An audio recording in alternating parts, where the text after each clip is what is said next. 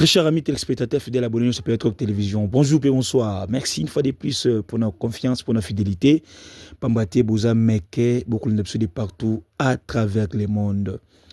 Qu'est-ce qui se passe réellement à Goma? À Goma, là-bas, très chers amis téléspectateurs, il y a une division aussi de l'FC M23. Après la mort de Magloire Paluku, après la marche citoyenne contre l'occupation rwandaise, je vous dis, des sons de cloches, Eza Makuna, na niveau, il y a province, il y a Nord Kivu, précisément na Goma. Et puis, je tiens encore à vous signaler, très chers amis téléspectateurs, que la ville de Bukavu, aujourd'hui, sera bientôt libérée, Pampaté, entre Bango na Bango Kuna déjà, ici, Makambu, et Baby Makassi. Alors, la marche citoyenne contre l'occupation rwandaise, plusieurs Congolais ont été tués, plusieurs arrêtés, plusieurs personnes, les dames ont été violées, les Congolais ont bravé la peur, les Congolais ont dit non à l'occupation rwandaise dans notre sol.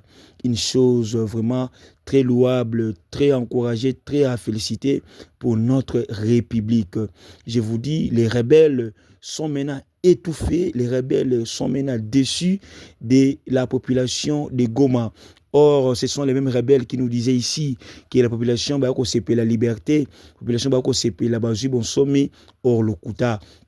Les Congolais ont pu rêver, ont pu comprendre, ont pu remarquer que non, ce ne sont pas les Congolais qui dirigent maintenant cette province, soit les deux provinces, mais les deux provinces sont dominées par la présence de l'armée rwandaise et de la population rwandaise. Chose Oyo et faire révolter Bakongomani et belé.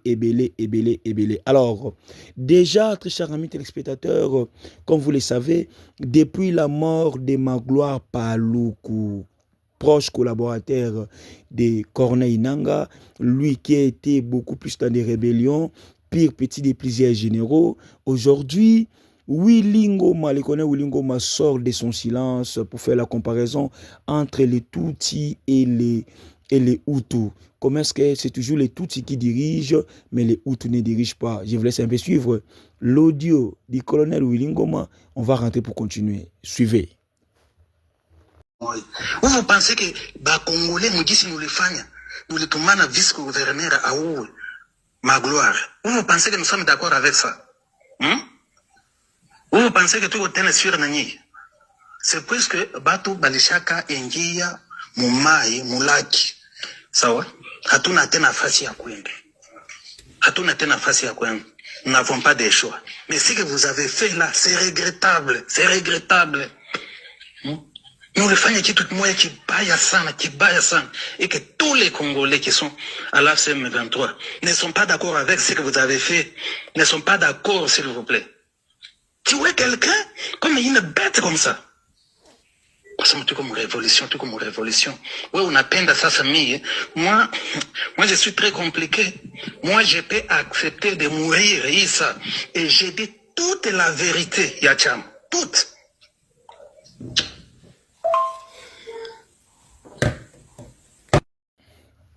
Vous avez suivi, très chers amis téléspectateurs, l'audio du colonel Willy Ngoma Oyolelo, bien que c'est en Swahili, c'est difficile de vous expliquer ça en Swahili, mais le colonel Willy Ngoma est en train de pleurer, de se lamenter, de ne plus comprendre qu'est-ce qui se passe réellement par rapport à la gestion de cette province-là.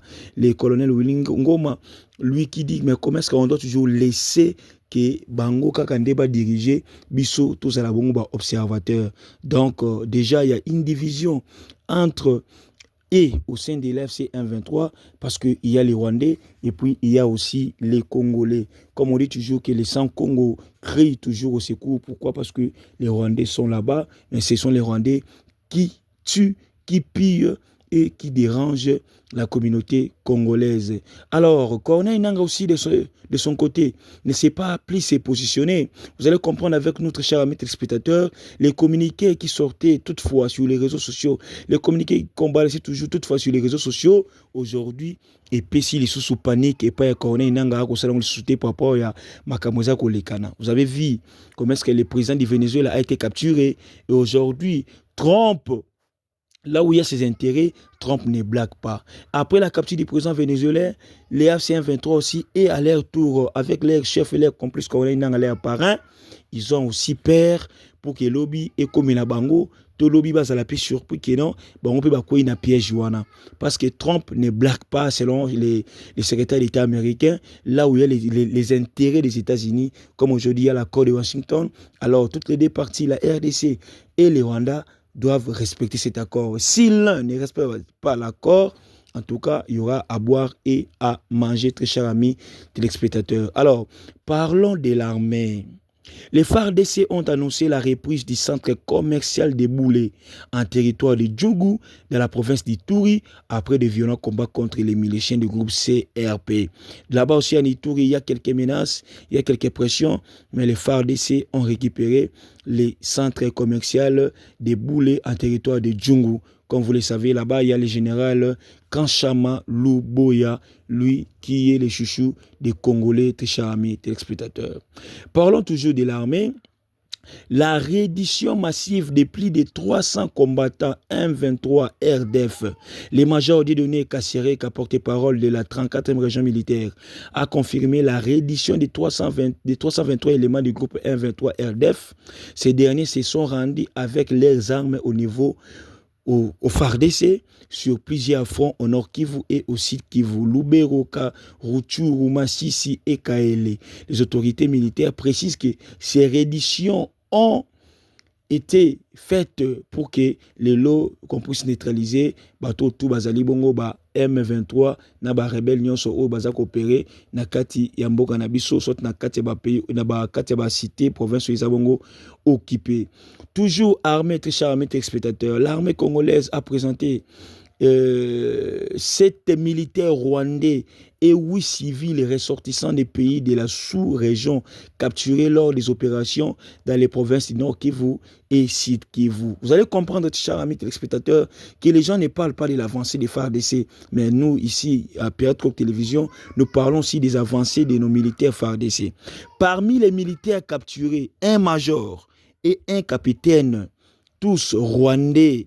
L'armée rwandaise maintient jusqu'aujourd'hui ses militaires sur le territoire de la RDC, a précisé le lieutenant-colonel Marc Azoukai, porte-parole adjoint de FARDC. Très chers amis, nous sommes là pour vous et on va toujours vous informer. Restez branchés, abonnez-vous massivement sur votre chaîne d'actualité politique. Bye, à la prochaine.